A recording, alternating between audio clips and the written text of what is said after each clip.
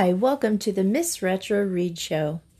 I hope you enjoyed our last book, Treatise on the Love of God. I enjoyed it because it always makes me realize how much God loves me. And if you don't know how much God loves you, then how can you love him back? So I find it very helpful. So for our show, our Facts Known by Few is about candy. For all you kids out there, you're going to enjoy this. Did you get any yummy candy for Easter? I had a few good ones. The ring pop was invented by Frank Richards in Pennsylvania. He was trying to get his daughter to stop sucking her thumb and invented the ring to put on her thumb. I wonder if he had to go to the dentist after that. Tootsie Rolls were invented in 1907 and were named after the inventor's daughter. Her nickname was Tootsie. When Tootsie Rolls are made, they take the leftovers of the Tootsie Roll from the day before and put it in the new batch. That means technically you can still taste the original taste of Tootsie Roll. Oliver Chase invented a lozenge cutting machine in 1847 when he was only 26 years old. This machine made it possible to make candy on a mass scale. He started the Necco Candy Company. They make the candy hearts with writing on them that you usually see around St. Valentine's Day. The name for Pez candies is from the name for peppermint in German, which is Pfefferminz. William Mitchell, a chemist, accidentally invented Pop Rocks in 1956. He also invented Tang, Cool Whip, and Jell-O. What a guy. The first recipe of Peeps took 27 hours to make. They now only take 6 minutes. Don't make one for me, though. I'm not a fan. What about you? I've actually seen at Easter. Have you ever seen they have these artworks with Peeps where they make them like people in the stands, or they'll have them driving race cars or airplanes, and they do all these amazing feats. It's funny. You should look that up. But the most popular color of Peeps is yellow. The lollipop was invented in 1908 by George Smith. It was named after his favorite racing horse, Lollipop. George Renninger created candy corn in 1880. Some people hate it and some people love it. Which are you? Mystery Dum Dum lollipops are what you get when the last of this batch of candy turns into the beginning of the new batch. I never knew that. And so, of course, it is very much each time a mystery. In Canada, Smarties are known as Rockets. So if you are Canadian, Rockets are called Smarties. Haribo gummy bears were made in Germany in 1922. Cotton candy was originally called Fairy Floss. It was invented by a confectioner and a dentist in 1897. At the 1904 World's Fair, they sold 68,655 boxes at 25 cents a box, around $6 in our money today. Did you know that in the 1930s, chocolate wasn't as popular as it is today because in the hotter months it melted? Mr. Forrest Mars partnered with Mr. Bruce Murray to make a hard-shelled candy they named M&M's. For Mars and Murray.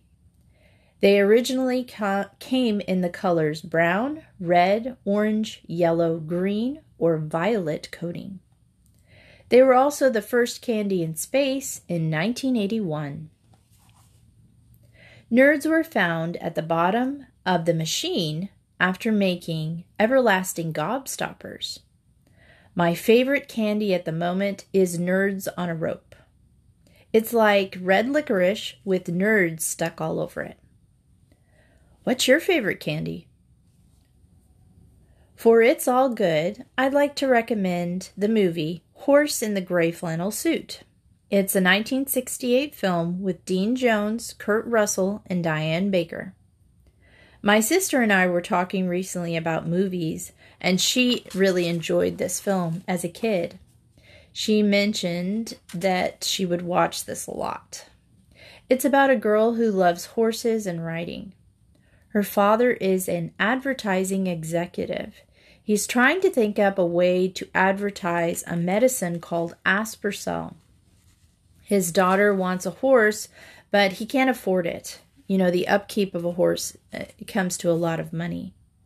He has an idea of buying a horse, naming it Aspercel, and having his daughter ride the horse in competition.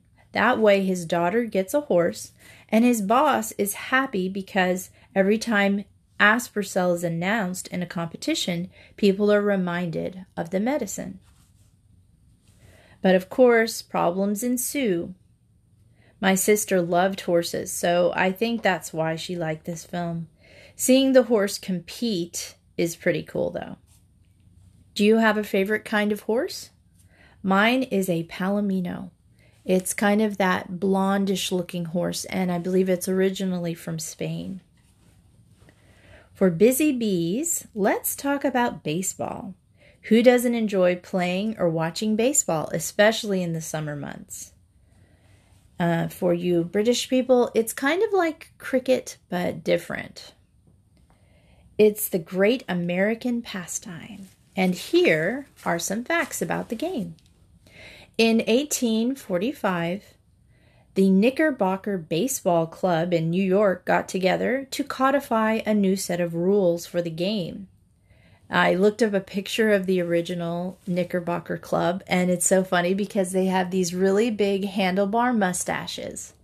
And some of them were firefighters, and one was a banker.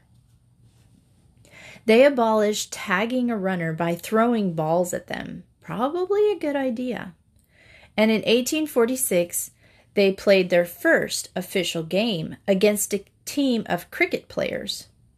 By 1865, there were at least 90 amateur teams.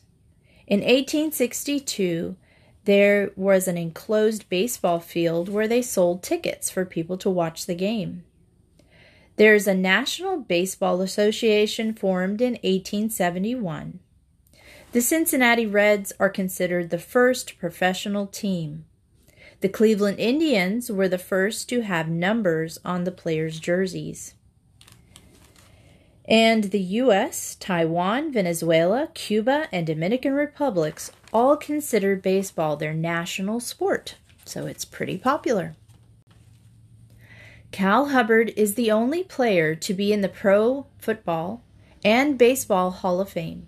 He played for the Packers, the Giants, and the Pirates, and then became an MLB umpire. Pretty impressive. President Howard Taft was a semi-pro player and was the first president to throw out a ceremonial first pitch in 1910. During World War II, when most men were fighting in the war, there was an all-American girl professional baseball league formed. In 1920, the most innings were played with 26 between the Brooklyn and Boston teams. It was finally called a tie because of darkness. That's so hilarious. On August 16, 1920, shortstop Ray Chapman was hit in the head by a pitch. Sadly, he died the next day. He's the only death in MLB history. Atlanta Braves manager Bob Cox has been ejected from a game 161 times, the most in the MLB.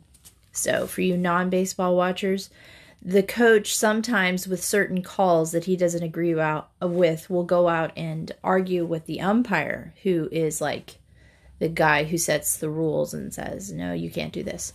So they can get very heated at times, but the umpire can throw the manager out of the game.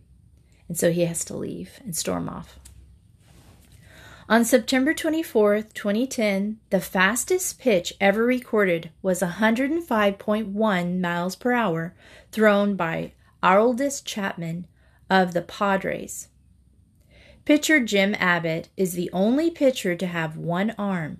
He played 10 seasons and had a record of 87 and 108 and an ERA of 4.25. A baseball has 108 red stitches on it.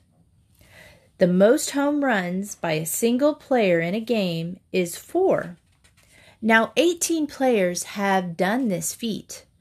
So if you ever see in a game one player in one game hit 5 home runs, you can say, hey, that's a record. Nolan Ryan was the oldest pitcher to throw a no-hitter at age 44 on May 1st, 1991. Cal Ripken Jr. holds the record for the most consecutive games played at 2,632. Lou Gehrig came in second at 2,130 games. Hey, that's pretty good for anyone who, has to go to school every day or has to go to work every day. Just think of Cal Ripken, 2,632 consecutive games. That's pretty cool. Richie Ashburn hit a foul ball, which broke a woman's nose in the stands. As she was being carried out by medics, Ashburn hit her with a second foul ball, this time in the leg. Typically, 70 balls are used in a baseball game. Baseballs have a short life of 5 to 7 pitches. The youngest player in the MLB was 15 years, 360 days old. Joe Nuxhall was a left-handed pitcher for the Cincinnati Reds in 1944. Ken Griffey Sr. and Ken Griffey Jr. were the first father-son duo to play together in the MLB in August of 1990. The fastest game ever played was in 1919 between the Giants and the Phillies. The Giants won 6-1 in 51 minutes. For books I have known, I'd like to recommend True Stories of Great Escapes by Reader's Digest. I read this story a lot as a kid, and it was good because it had little short stories, and each one was packed with adventure. It was very fun to read. It had 42 accounts of death-defying escapes and 608 pages. It has Winston Churchill's escape during the Boer War. It has escapes in World War II and people trying to get over the Berlin Wall when it was still up. It also has people trying to escape communism, such as Cuba. Did you hear recently of 2 people escaping Cuba by flying a motorized hand glider? They flew 90 miles from Cuba to Florida. You can tell just by this one escape how much people want freedom. There's a story of a family escaping East Germany by a hot air balloon that they made themselves. You can still buy the book secondhand. I look for books on eBay and Thrift Books, Thrift, Thrift, and Mercari, Mercari. Now, if you're a kid, you have to ask permission to get on these sites because only adults can purchase things on them. All of the stories are true, which is a cool thing. There's one story of a young woman in World War II who helped British and American soldiers escape by floating on a rubber inner tube and pulling herself and the soldiers across by rope. The amazing chances these people took to help others is inspiring to me. If you can get your hands on a copy, it's well worth it. No matter what the time, we all have to strive for freedom in our own lives. You can do that in your daily life by not being a slave to sin and by also doing good works. If someone is in need around you, you can be the hero of the day by doing the right thing. As Shakespeare said, all the world is a stage, and all the men and women merely players. They have their exits and their entrances, and one man in his time plays many parts. Make sure your part is a good one. There are men and women of the past who have been renowned for their bravery and good deeds. What about you? What about me? They say there are no small parts, just small actors. Accept the part you're given in life, but play it well. The next book I will be reading was first published in a magazine in 1927 as Freddie the Pig, Two and Again. It was later renamed Freddie Goes to Florida by Walter R. Brooks. It's about a bunch of farm animals who decide winter on their farm is much too cold for them. Freddie the Pig comes up with the idea of them all going to Florida for the winter. Now, the rest of the series, there's quite a few, they were all printed much later, and so I won't be able to read those. But they are available on some sites where they're read to you. But you could probably find the books in the library or at secondhand bookstores. I would highly recommend them for kids. They're pretty funny. So join me next for this funny book. And thanks for listening to Miss Retro Reads Good Books. Have a great day.